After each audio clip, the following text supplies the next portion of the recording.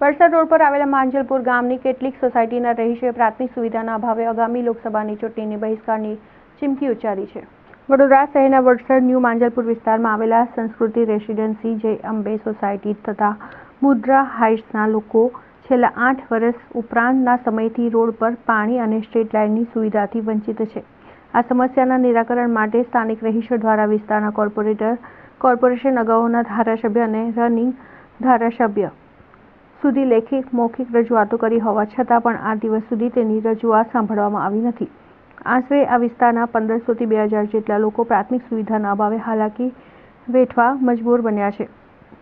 ત્યારે આજે વિસ્તારના લોકો એકત્ર થઈ તંત્ર વિરુદ્ધ સૂત્રોચ્ચાર કરી જો વહેલી તકે સમસ્યાનું નિરાકરણ કરવામાં નહીં આવે તો આગામી લોકસભાની ચૂંટણીનો બહિષ્કાર કરવાની ચીમકી ઉચ્ચારી છે।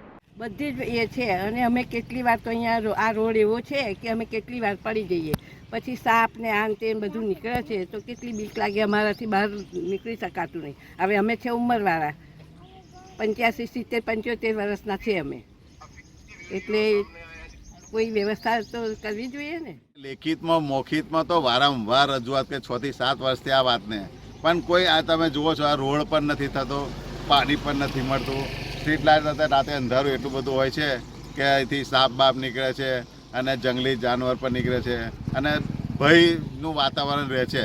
અહીં આવવું હોય ને તો થોડો વિચાર કરવો પડે કે ભાઈ ગાડી નીચે કોઈ સાપ આવી જશે કે કોઈ જાનવર આવી જશે, એવો આપણને ભય રહે।